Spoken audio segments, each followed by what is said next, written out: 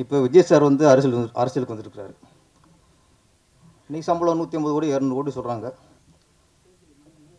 அந்த அவ்வளோ பெரிய அமௌண்ட்லாம் விட்டுட்டு, அவ்வளோ பெரிய வருமானத்தை விட்டுட்டு இன்றைக்கி முழுக்க அரசியலுக்கு வந்துட்டார். எப்படி விஜய் சார் அவ்வளோ பெரிய வருமானத்தை விட்டுட்டு அரசியலுக்கு வந்தாரோ அதே மாதிரி சார் நட்டியும் அவர் தன்னோட படத்துக்கு பேர் சொன்னார், போகும் இடம் தூரமில்லை. அதான் போகும் இடம் வெகு தூரம் இல்லை. அது சொன்ன உடனே எவ்வளோ கைத்தட்டல் பார்த்தீங்களா? அந்த கைத்தட்டல் தான் அந்த படத்தில் வெற்றி. நம்ம தியேட்டருக்கு போச்சு, பெரிய வசூலாச்சு ஆகலையா அப்படிங்கிறத மக்கள் மனசில் போய் சேர்ந்துருச்சு உங்கள் படம். அந்த கைத்தட்டல் தான் அது ஆதாரம். வாழ்த்துக்கள் சார், நல்ல படம் கொடுத்துருக்கேன், வாழ்த்துக்கள்.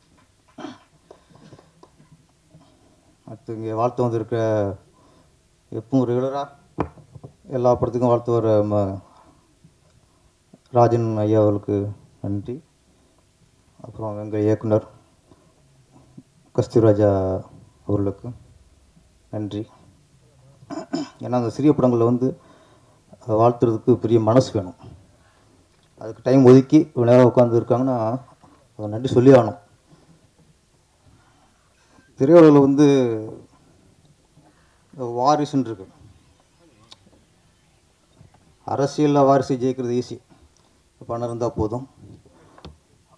ஆனால் திரையுலகில் வாரிசு ஜெயிக்கிறதுக்கு திறமை இருக்கணும். அறிமுகத்துக்கு மட்டும்தான் யூஸ் ஆகும். கஸ்தூராஜோட 2 வாரிசுகள், ஒன்று வைரம், ஒன்று தங்கம். ஏன்னா கஸ்தூராஜா இயக்குனர் பையன் அப்படிங்கிறதுக்காக டைரக்டர் கஸ்தூராஜாவோட பையன் அப்படிங்கிறனால கதாநாயகன் ஆகிட்டார். அது அறிமுகத்துக்கு மட்டும்தான். இன்றைக்கி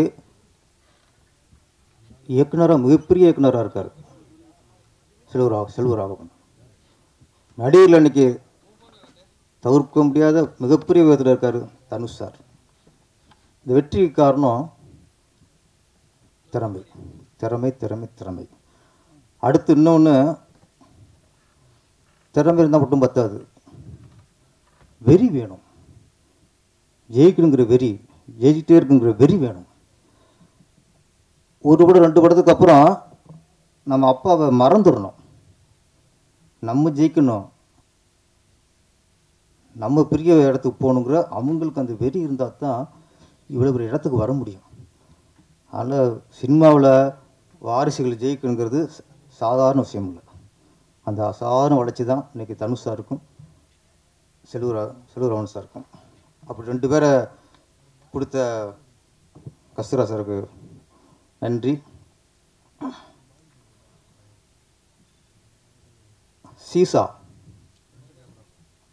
சீசானா மீனிங் எல்லாருக்கும் தெரியும். இந்த விளையாட்டும்பாங்கள, பார்க்கெலாம் பார்த்துருப்பீங்க. இந்த பக்கம் ஒரு குழந்தை, அந்த பக்கம் ஒரு குழந்தை இருக்கும். ஏற்று இறக்கு விளையாட்டு. அது விளையாட்டுலேயே சிறந்த விளையாட்டு சீசா. ஏன்னா மற்ற விளையாட்டுலாம் வெற்றி அடையுது ஓகே, ஒருத்தன் தோக்குறத நம்ம விரும்புவோம், ரசிக்க மாட்டோம், விரும்புவோம். இதுதான் ஒருத்தன் இறங்கும்போது ஏறவன் ரசிப்பான், திருப்பி இறங்கும்போது அவன் ரசிப்பான். ஏறி இறங்கும்போது இந்த விளையாட்டு தான் விளையாட்டில் அற்புதமான விளையாட்டு. இந்த படத்துக்கு இந்த தலைப்பு எந்த அளவுக்கு பொறுத்துங்கிறது படம் பார்த்தா தான் தெரியும். ஆனால் இதுக்கப்புறம் சினிமாவில் பண்ணிட்டோம் சகஜம்தான். இயக்குனர் குணா சுப்பிரமணியத்திற்கு நீ இறக்கமே இருக்கக்கூடாது, ஒன்லி ஏற்றம் தான். அவர்கிட்ட பிடிச்ச விஷயம் பக்தி, கடவுள் பக்தி. நம்ம ஒரு இயக்குனராக முயற்சி பண்ணுறோம். அப்போது ஒரு பிடிச்சிட்ட தொடர்ந்து 10-15 முயற்சி பண்ணி அதுக்கப்புறம் அப்பாயின்மெண்ட் வாங்கி அதுக்கப்புறம் அவர்கிட்ட கதை சொல்லி அந்த கதை பிடிச்சி போய் அந்த படத்து மூலமாக ஒருத்தர் இயக்குனர் ஆனார்னா நம்ம அங்கே கடவுள் நம்பணும்னு அவசியம் இல்லை, முயற்சி. அவருக்கு அது நல்லா இருக்குது, அவருக்கு திறமை இருக்குது. அந்த திறமையை புரிஞ்சுட்டு தயாரிப்பாளருங்கிற யார்? சினிமா தொழில் உள்ளவர், படம் பண்ணுறவர். அது ஒரு வியாபாரம். அப்போ இந்த கதை சரியாக வரும்ட்டு வியாபாரத்துக்கு அந்த கதையை ஓகே பண்ணி அவரை இயக்குனர் ஆக்குறங்கிறது அந்த இயக்குனரோட திறமை தான், முயற்சி தான். இன்னைக்கு எங்கே கடவுள் பக்தி வேலை செய்யுதுன்னா, இங்கே இருக்க தயாரிப்பாளர் டாக்டர் செந்தில்வேலனும் அவர் திரைப்பட தயாரிப்பாளர் அல்ல, அவர் தொழில் டாக்டர். இவர் இங்கே ஒரு பேஷண்ட்டாக போனவர், இவரை பற்றி அவர் விசாரிக்க, இவர் ஒரு தொழிலை பற்றி சொல்ல, அங்கே ஒரு டாக்டர் வந்து இவரை டைரக்டர் ஆக்குறார். அங்கே தான் கடவுள் இருக்கார். அது முயற்சி, திறமைக்கலாம் அடுத்த விஷயம். அப்போ அங்கே கடவுளை நம்பி ஆகணும். இன்னும் நல்லா சொன்னார், செந்தில்வேலன் எனக்கு சிவன், சூனா மேடம் எனக்கு சக்தி. நம்ம சாமியை வந்து கோயிலில் தேடணும் அவசியம் இல்லை, அங்கே போய் சிலையில் பார்க்கணும் அவசியம் இல்லை. தக்க சமயத்தில் நம்ம வாழ்க்கையில் யார் உதவி பண்ணுறாங்களோ அவங்க தான் கடவுள். அங்கே கடவுளுக்கு உருவம் இருக்குது. இப்போ இயக்குனர் குணா சுப்பிரமணியத்தை பொறுத்த வரைக்கும் சிவனோட உருவம் நம்ம லிங்கம்மா அதெல்லாம் இல்லை, செந்தில்வேலன் தான். சக்தியின் உருவம் சூனா மேடம் தான். என்னைக்கு ஒருத்தர் நமக்கு உதவி செஞ்சவரை தெய்வம் நினைக்கிறாங்களோ அவங்களோ உயர்ந்த மணி யாருமே இல்லை சார். இங்கே குணா சுப்பிரமணியங்கிறது அவர் இயக்குனர் அப்படிங்கிறத விட முதல்ல ஒரு நன்றியுள்ள மனிதராக இருக்கார்.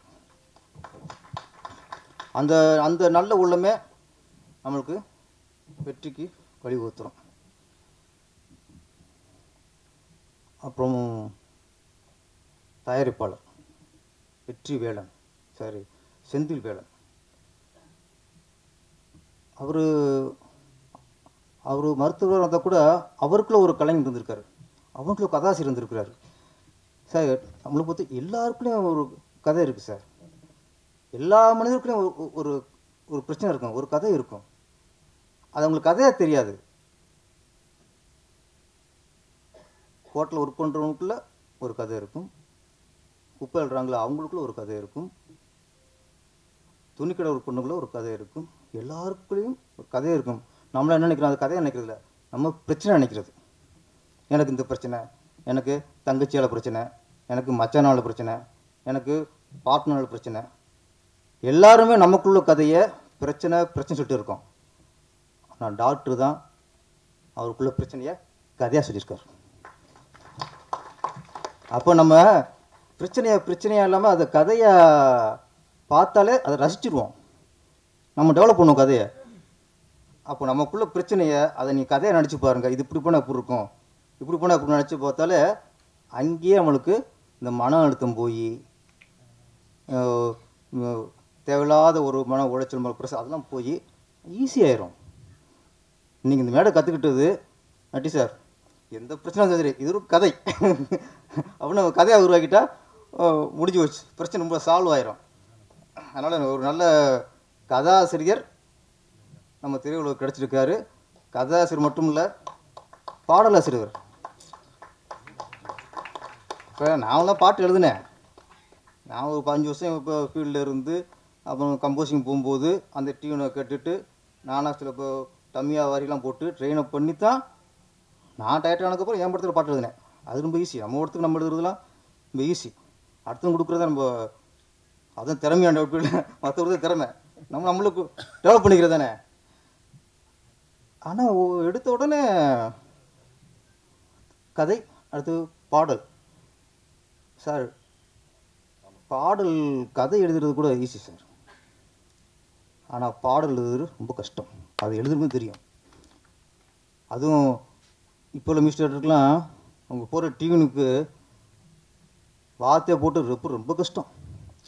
அப்போல்லாம் கொஞ்சம் இழுப்பாங்க, அப்படியே வார்த்தை போட்டுருவான், ஓவோமா ஊர்கோலம் ஈஸி விழுந்துருவான். இப்போ அப்படி இல்லையா, டட்டக்கு டக்கு டட்டக்கு டக்கு எங்கிட்ட வார்த்தை தர்றது. ஒரு வார்த்தையை மடக்கி கரிச்சு மடித்து பேண்டுக்கு வைக்கிற மாதிரி இருக்கு. இப்போ அப்போல்லாம் அப்பல கட்சி பயணம் பண்ணுற மாதிரி. அப்போ இந்த சூழலில் இப்போ உள்ள மியூசிக் டைரக்டருக்கு பாட்டு எழுதுறது மிகப்பெரிய சவால். அந்த சவாலில் ஃபஸ்ட்டு வெற்றி அடிச்சிட்டாரு நம்ம ப்ரொடியூசர். அதில் ஒரு வரி இருந்துச்சு, சூப்பர் வரிங்க. இந்த பூவுலகத்தில் முதல் தலைவன் தமிழன்தான். இந்த பூமியிலே முதல் தலைவன், முதல் மனிதனும் தமிழன் தான். ஆனால் நம்ம பெரும்பேசிட்டு கொண்டிதான். நாங்கள் தான் ஆதி தமிழன், ஆதி தமிழன், நாங்கள் தான் மூத்த தமிழன் எல்லாம் நம்ம சொல்லிக்க வேண்டிதான். மற்ற சொல்ல மாட்டான். நம்ம பெருமையை நம்ம சொல்லாமல் வேறு யார் சொல்கிறது? அப்போ உண்மையை திருப்பி சொல்லிட்டு இருந்தால் தான் நமக்கே ஓஹோ நம்ம தான் மூத்த குடிமகனும் அப்படின்னு ஞாபகத்துக்கு இருந்துகிட்டு இருக்கோம். அது நல்ல வார்த்தை போட்டார். முதல் மனிதன் சொல்ல முதல் தலைவன் தமிழன் தான், உலகத்திலே மிக சிறந்த தலைவன். அது தமிழனுக்கு தமிழன் நம்மளா தலைவன் நடிச்சு கொண்டிதான். என்ன அது ஒரு உற்சாகம் தானே, ஒரு நல்ல வார்த்தை. டாக்டர் இவ்வளோ வரியில் அந்த வார்த்தை வந்து இன்றைக்கும் மனசில் அப்படியே பதிஞ்சிருச்சு. அப்புறம் இந்த படத்தோட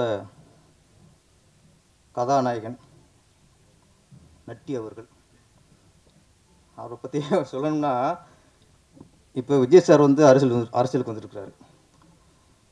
இன்றைக்கி சம்பளம் 150 கோடி 200 கோடி சொல்கிறாங்க. அந்த அவ்வளோ பெரிய அமௌண்ட்லாம் விட்டுட்டு, அவ்வளோ பெரிய வருமானத்தை விட்டுட்டு இன்றைக்கி முழுக்க அரசியலுக்கு வந்துட்டார். எப்படி விஜய் சார் அவ்வளோ பெரிய வருமானத்தை விட்டுட்டு அரசியலுக்கு வந்தாரோ அதே மாதிரி சார் நட்டியும். அக்கா நட்டி அரசியல் வந்து என்ன சொல்லிடுறாதீங்க, நம்ம தலைப்பு ரெடி ஆயிடுச்சு, ஹெட்டிங் ரெடி ஆயிடுச்சு. அவர் கேமராமேனா இன்னைக்கு இறங்கினாருன்னா பல கோடி சார். இன்னைக்கும் இந்தி படங்களில் இன்னைக்கும் அவ்வளோ எதிர்பார்த்துருக்காங்க, கூப்பிட்டுருக்காங்க. அவர் பொழைக்க தெரியாத மனுஷன் வருதுல கொடி வருதுல வாங்கி கல்லா கட்டாமல் இந்த நடிப்புங்கிறதுல அவருக்கு ஒரு அவ்வளோ ஒரு ஆர்வம். அதில் ஒரு அதில் கண்டிப்பாக லவ் பண்ணுறாரு. அப்போ இந்த படத்துக்கு நீங்கள் கேமராமேனா உங்களுக்கு 5 கோடி சம்பளம், இந்த படத்தில் ஹீரோவானா உங்களுக்கு 50 லட்சம் சம்பளம், 5 கோடி தூக்கி போட்டுவார். நீங்கள் 50 லட்சம் 5 லட்சம் தெரியா வாரா ஹீரோயா. மனுஷனுக்கு நானும் யோசிப்பேன், என்னன்னா இவ்வளோ ஆஃபர் இருக்குது, இவர் அந்த நடிப்பில் அவ்வளோ ஒரு ஈர்ப்பாக இருக்காரு. அப்படின்னா நமக்கு எது பிடிக்குதோ, நம்ம மனசு எது விரும்புதோ, நம்ம எதை செஞ்சால் அவன் மனசுக்கு ஆத்ம திருப்தி இருக்குதோ அங்கே பணத்தையே பார்க்கக்கூடாது சார். அதுதான் வாழ்க்கை. பணத்துக்காக போயிட்டு இருந்தோம்னா நாளைக்கு இந்த இது கிடைக்காது, இந்த சந்தோஷம் கிடைக்காது, இந்த நிம்மதி கிடைக்காது. அப்போ குழந்தையா இருக்கும்போது அது என்னத்தை இது விரும்புதோ அதை கொடுத்தா தான் சந்தோஷம். அன்னைக்கு விரும்புகிறத 20 வருஷம் கொடுத்தா சாப்பிடுமா? குழந்தையா இருக்கும்போது அதுக்கு ஸ்வீட் பிடிக்கும், லட்டு கேட்கும், சிலேபி கேட்கும், எல்லாம் கேட்கும். ஆப்பிள் சேர்க்கணும் சுகர் வந்துடும். சுகர் வரும்போது சிலேபி கொடுனா தூக்கி எரிஞ்சிடுவாங்க. அப்போ அந்தந்த நேரத்தில் என்னென்ன கிடைக்குதோ, எது மனசுக்கு பிடிக்குதோ அங்கே லாபம் நஷ்டம் பார்க்காம மனசுக்காக வாழ வேண்டும். மனசுக்காக வேண்டும். எனக்கு தெரியும் நட்டி சார் இந்த ஒரு 5 வருஷத்தில் அவர் எத்தனை கோடி இழந்திருப்பார்னு எனக்கு தெரியும். ஒரு அசுரன் வா மகாராஜா, நான் தான் மகாராஜா அவருக்கு நடித்தா அவர் மகாராஜா. அவர் கேமரா போனால் அங்கே மகாராஜா இல்லை, அங்கே படை வீரனாக இருக்கலாம், தலைவர் இருக்கலாம். ஆனால் அவர் மகாராஜா இருக்கணும்னு நடிப்பார் சார். இன்னொன்று அவர் ரொம்ப பிடிச்ச விஷயம், பெரிய டைரக்டரு சின்ன டைரக்டரு, பெரிய ப்ரொடியூசரு சின்ன ப்ரொடியூசரு, இந்த தராதரமும் பார்க்க மாட்டார். கதை நல்லா இருக்கா? இன்னொன்று அவர் வந்து ஒரு இயக்குனருக்கு காஸ்ட் கொடுக்குறாருன்னா கதைக்காக மட்டும் கொடுக்க மாட்டார். கதை சொல்லும்போதே அந்த டேரக்டரோட குணத்தை பார்த்துருவார் ஃபஸ்ட்டு. இந்த படத்தை பொறுத்த வரைக்கும் இந்த கதையும் தாண்டி நம்ம குணா சுப்பிரமணியத்துக்காக இந்த படம் பண்ணியிருக்கார் சார். உண்மை.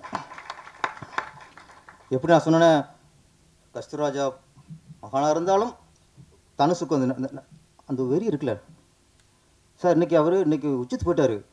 இன்றைக்கும் ஒவ்வொரு உடனே பார்க்கும்போது ஒரு நடிகரை பார்க்க முடியல, அது படத்தை வெளியினத்தை பார்க்க முடியுது. அவ்வளோ உழைப்பு தெரியுது. அதே மாதிரி நட்டி சார் இப்போ எப்படி வாரிசுன்னு சொல்லும்போது அதே மாதிரி நம்ம ஆதேஷ் பாலா அவர் அப்பா நகைச்சுவை நடிகர், அவரும் வாரிசு தான். ஆனால் இன்ன வரைக்கும் அவரை செதுக்கிட்டே இருக்கார். அவர் திறமை இருக்குது, இன்னைக்கு செதுக்கிட்டே இருக்கார். ஏதோ ஒரு ரூபத்தில் ஏதோ ஒரு வித்தியாசமாக போய் மக்கள்கிட்ட போய் சேர்ந்துடணும்ட்டு இந்த வெறி இருக்கணும். இந்த வெறி இந்த யூனிட்டை பொறுத்த வரைக்கும் ஒரு நல்ல ஒரு இயக்குனரை உருவாக்கணும் அப்படிங்கிறது ப்ரொடியூசரோட வெறி. ப்ரொடியூசரை நம்மளை நம்பி படம் கொடுத்துட்டாரு.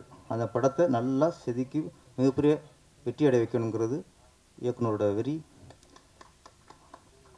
Mister 3 songs Sarankumar 3 song super. ஆனால் நான் சொன்ன மியூசிக் அது வேறு. அதுக்காக நீங்கள் கோச்சிக்காதீங்க.